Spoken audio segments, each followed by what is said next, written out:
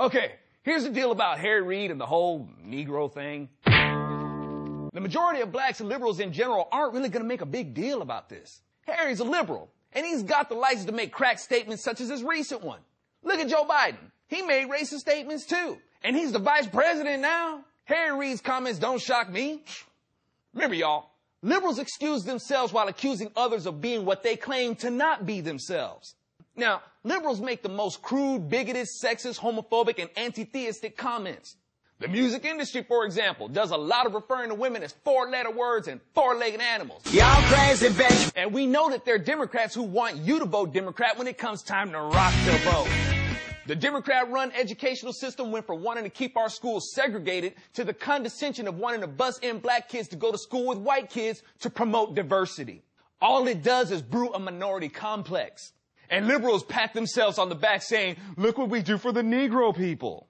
And that's one of the reasons many in the black community are blind to the racism of the white Democrats, because they are so programmed and convinced that the mighty white Democrats are going to do something for them. Eventually, I guess.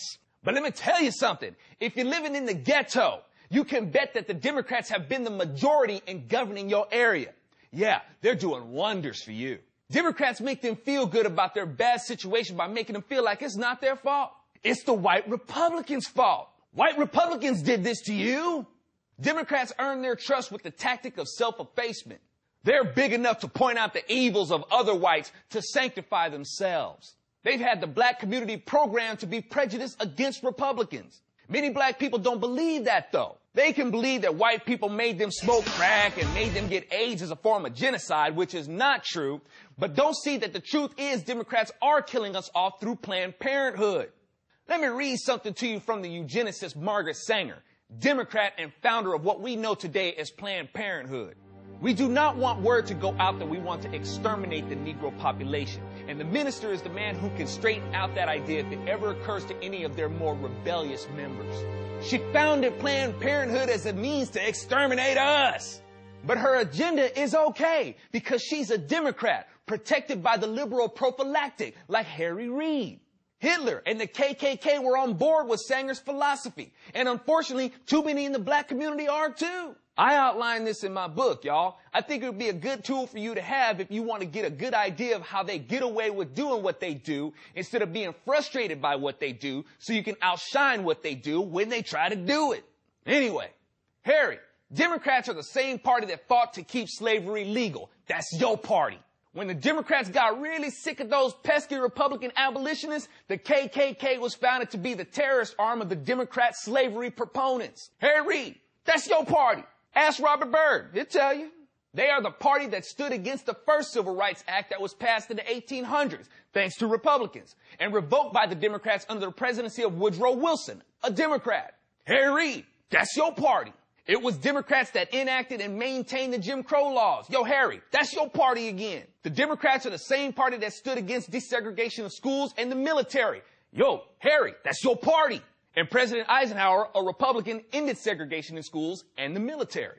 Now, the only big thing Democrats really have is Lyndon B. Johnson, who was president when the Civil Rights Act passed in the 1960s. And that was accomplished because the Republicans had the majority vote for it. Most of the Democrats stood against it, and the Democrats try to cop out of that fact with some cockamamie story about a Southern strategy about Democrats leaving their party to join Republicans. That makes less sense than Janine Garofalo accusing black conservatives of having Stockholm Syndrome. When a person is trapped in the ghetto, in mind and body, yet loyally votes Democrat regardless of the racist and bigoted history of Democrats, that would be more like the Stockholm Syndrome Janine is trying to speak of. These people are beholden to the Democrats who make sure they stay just comfortable enough in that situation so they can harvest their votes come every election season. It's so funny that Republicans are seen as the party that's so hungry for power. You would think that if Republicans were so hungry for power, they'd patronize black people too. Patronize the Mexicans and all the non-whites and the feminists and so on. Republicans would tell them what they want to hear and massage their victim mentality like Democrats do. Talk about how much they feel your pain like Democrats do. And when they shamelessly win your vote like Democrats do, they'll become ghosts like Democrats do and haunt us with higher taxes like Democrats do. And unfortunately, we got too many Republicans going this way now.